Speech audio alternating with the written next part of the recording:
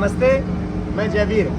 आज मैं हूँ अंतर्राष्ट्रीय आर्य महासम्मेलन दिल्ली में, और दिल्ली में अंतर्राष्ट्रीय आर्य महासम्मेलन में तमाम देश देशांतर से ऋषि दयानंद के शिष्य, ऋषि दयानंद के अनुयायी और ऋषि मिशन को के प्रति जिनका भाव, समर्पित भाव से जो कार्य कर रहे हैं पूरे विश्व में, गणवंतो विश्वमार्यम के भाव को सार्थक करने के लिए जिन्होंने अपना पूरा जीवन समर्पित किया हुआ है, ऐसे पूरे विश्व स्तर के लोग यहाँ पर पहुँचे हैं। हमें ऐसे महर्षि दयानंद की अनुयायी, महर्षि दयानंद की सच्ची सेविका, आर्य सेविका बहन राधा बिहारी आर्या जी, आपका बहुत स्वागत है। तो राधा बिहारी आर्या जी बहन जो है आर्य सेविका है, नीदरलैंड से यहाँ पधारी है। हिंदी में भाषा का इनको ज्ञान है, हिंदी में बात करते हैं। हम हिंदी को ध्यान में रखते हुए, महर्षि दयानंद गुजराती थे लेकिन हिंदी के लिए उन्होंने बहुत कार्य किया, तो हम हिंदी में बात करेंगे दीदी से। आपका बहुत स्वागत है। राधा बिहारी आर्या जी, आप ये बताइए, आप नीदरलैंड में रहती हैं, तो महर्षि दयानंद के विचार से कैसे आप जुड़ी? मतलब आपके परिवार के लोग उससे जुड़े हुए थे या क्या घटना घटी, किस व्यक्ति से आप मिली, कैसे आर्य के संपर्क में आई, आर्य समाज में?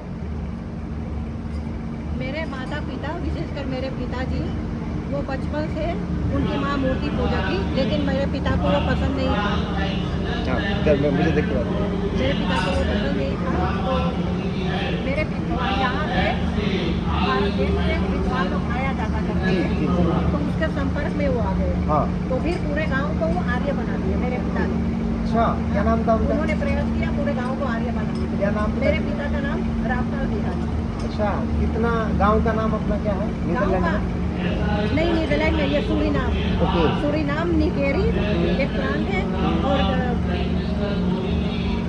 पारादीस प्रांत है। ओके, आपको महर्षि दयानंद के विचार किस प्रकार को मजबूत करते हैं, किस प्रकार का आपका आत्मविश्वास बढ़ाते हैं? आपके जीवन में आपके विचार को, आपके जीवन को, आपके व्यक्तित्व को पुष्ट करने का विचार कौन सा है जो आपको बहुत प्रभावित करता है? ऋषि दयानंद का विचार जो आपको भारत लेके आया?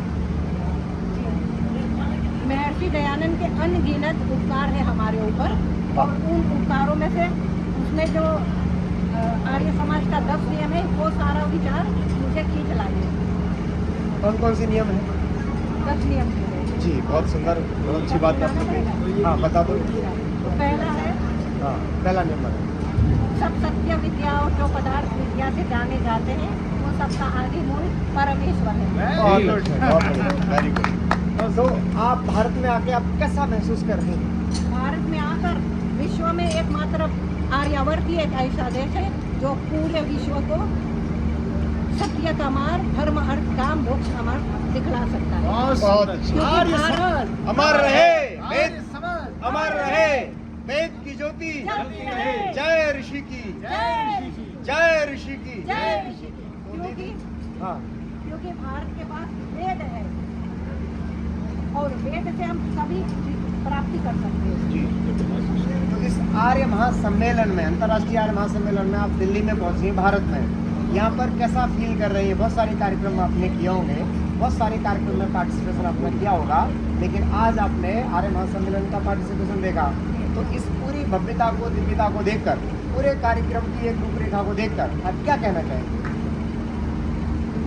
होठों पे सच्चाई रहती है, जहाँ दिल में सफाई रहती है, हम उस देश के वासी हैं। जिस देश में गंगा बहती। वाह, बहुत अच्छे, वैदिक विज्ञान, बहुत अच्छे।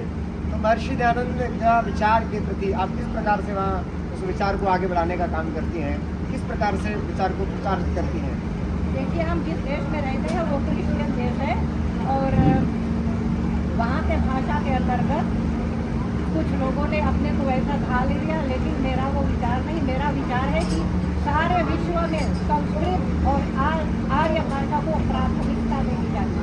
बहुत अच्छे। राधा बिहारी आर्या जी, आप भारत आई हैं और पूरे विश्व में एक विश्व शांति के लिए बहुत बड़ा मुहिम चल रहा है। कोई भी एक व्यक्ति विश्व शांति के लिए अपने आप को समर्पित करता है, उसको नोबेल पुरस्कार से सम्मानित किया जाता है। तो विश्व शांति के लिए बहुत सारे जो मत चल रहे हैं विश्व में, वो कहते हैं कि आप हमारे धर्म में आ जाइए, विश्व शांति हो जाएगी। और इसके लिए बहुत खून खराबा हो रहा है। आपको क्या लगता है कि महर्षि दयानंद का विचार जो है किस प्रकार से विश्व गणवंतो विश्वमार्यम के साथ में विश्व शांति को स्थापित करने में उसकी अहम भूमिका है। क्या ये विश्व शांति की स्थापना कर सकता है? विश्व के लिए क्या संदेश आपका इस आर्य महासम्मेलन के मंच से है देखिए, विश्व शांति के लिए? ये जो नोबेल पुरस्कार आदि दिए जाते हैं वो तो एक दूसरे के लिए खुश करने के लिए दिए जाते हैं, जिससे कि लोग उसमें फंसा रहे और क्रिश्चियनिटी भी आगे बढ़ता रहे। लेकिन हमको यदि विश्व शांति स्थापित करता तो वेद के अतिरिक्त कोई भी मत ग्रंथ संसार में नहीं, तो इसलिए वेदों को कहा वेद धर्म, वैदिक सत्य सनातन धर्म। बहुत अच्छा। और वो क्योंकि वो परमात्मा की, ईश्वर की वाणी। हाँ, तो मैं आपसे पूछना चाह रहा था कि किस प्रकार से विश्व में शांति स्थापित हो पाएगी? ये त्रिमंतो विश्वमार्ग वाला जो विचार है, महर्षि दांत का विचार, आपको लगता है कि इससे विश्व शांति हो पाएगी?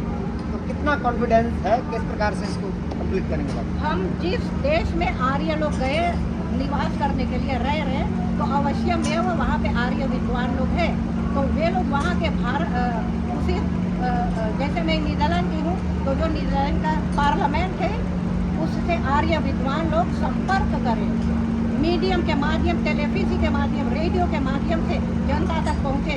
क्योंकि महर्षि ने कहा जिस देश में जाओ वहाँ की भाषा को जानो, बोलो। क्यों? क्योंकि वेद सब सत्य विद्याओं का पुस्तक है। वेद का पढ़ना, पढ़ाना और सुनाना सब आर्यों का परम धर्म है, किसी और का नहीं, आर्यों का परम धर्म है। भारतीय सनातन संस्कृति के लिए क्या कहना चाहेंगे? भारतीय संस्कृति संसार विश्व भर में व्याख्यात सभी लोग जानते हैं, लेकिन हमारे जो आर्य विद्वान है उसको आगे आना पड़ेगा। अभी तक वो सो रहे हैं और उसको जागना पड़ेगा, और इसको जो मूल निवासी है जहाँ भी आर्य समाज है उनको जगाना पड़ेगा। क्योंकि अभी तक जो नहीं जानते कि आर्य समाज आखिर क्या है, हमको हमारी पहचान मूर्ति पूजा को खरीदे जाते हैं, इसलिए कि हमारा जो अग्रणी है वो ही डामाडोल है, उसको हमें लाना पड़ेगा कि भाई हम आर्य है। हम एक तरफ 96 करोड़ 8,30,126 वर्ष से धरती में, और आप लोग भी आ रहे हो, ऐसे कहकर हमको उनको इकट्ठा करना पड़ेगा। वे कुछ नहीं, उनकी गलती नहीं, क्योंकि हम अच्छा विचार नहीं दे रहे, हम वैदिक विचार तक नहीं पहुँचा रहे। इसको करना पड़ेगा। विश्व में सभी लोग अशांत है, सभी लोग भारत की ओर झुक रहे हैं कि शांति मिलेगी, तो यही है। जी, बहुत अच्छा, बहुत बढ़िया आपने संदेश दिया।